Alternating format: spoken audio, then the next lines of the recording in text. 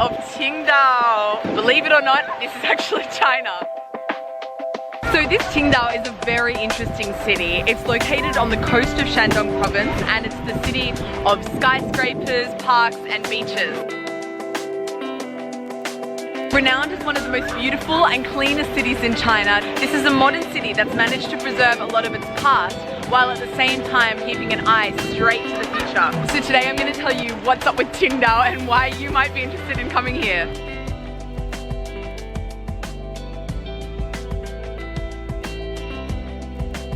So one of the first things you'll notice about Qingdao is it doesn't really look like China at all. Like, I think I've already said it 10 times today and I'll probably continue to say it for the rest of the day, but I can't be in China right now. Like this cannot be China. Like many cities in the world, Qingdao has been influenced by colonialism. Believe it or not, Qingdao actually used to be a colony of Germany. The Germans built palaces, forts, villas, hotels, churches, and many other buildings. Because so many buildings in Germany were destroyed during World War II, Qingdao actually has some of the last remaining examples of Bavarian architecture left in the world.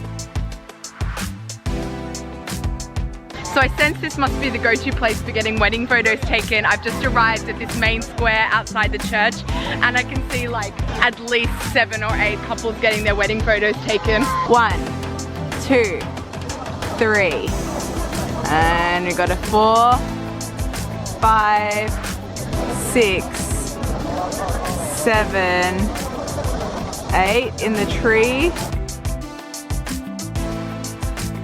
Walking around Qingdao has such a German feel. Like, check out this building behind me. I think it's crazy that this German European feel has come about from only 16 years as a German colony.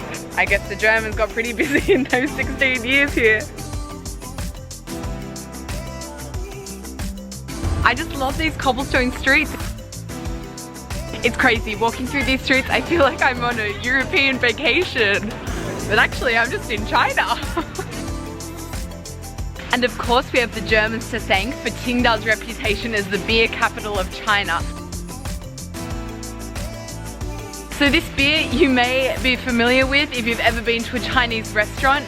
It's the most popular beer in China and I think it's the 4th most consumed beer in the world. So I guess when Germans came to China on that brief 16-year stint, they brought the recipe for beer with them and the beer industry in Qingdao is still going strong. This here behind me, this is Dongzhoujie, but it's more affectionately known as Beer Streets. And now I'm about to enter the Beer Museum. So I'm here now at the Qingdao Beer Museum and Factory and I don't think you can come to Qingdao without coming here.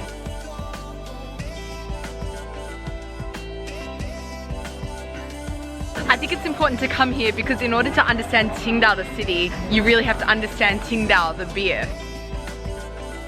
I also think it's really interesting that the packaging of the beer reflects the history of the time. So at first the packaging had a real German influence because at that time Qingdao was under German occupation.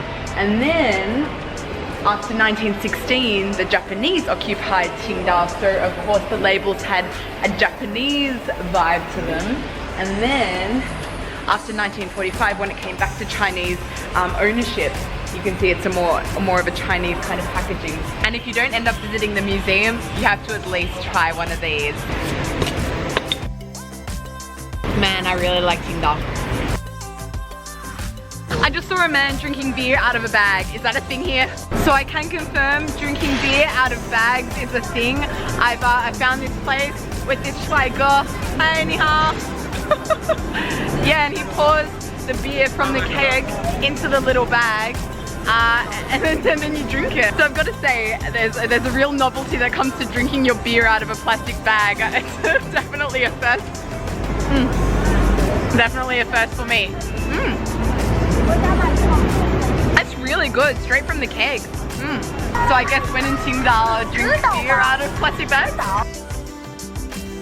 While you're in Qingdao, so close to the ocean, you've got to try some seafood. Actually, it would almost be impossible to avoid it. So these are the Qingdao mussels and they're considered a must-eat thing when you're in Qingdao.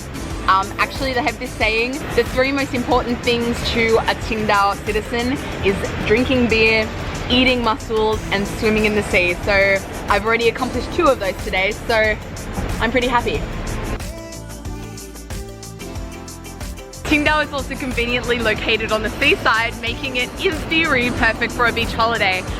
You know, I'm Australian, so when it comes to beaches, my standards are pretty high, but I guess if you really need to get that tan in, you could set up a towel there. So don't get me wrong, there are a lot of tourists here, a lot of Chinese tourists, but the thing that surprises me is the lack of Western tourists. This city being on the seaside, having a reputation for beer, being a more Western place in China, I kind of expected to see more Western tourists, and so far I've been here over 24 hours and yeah, I don't think I've even seen one.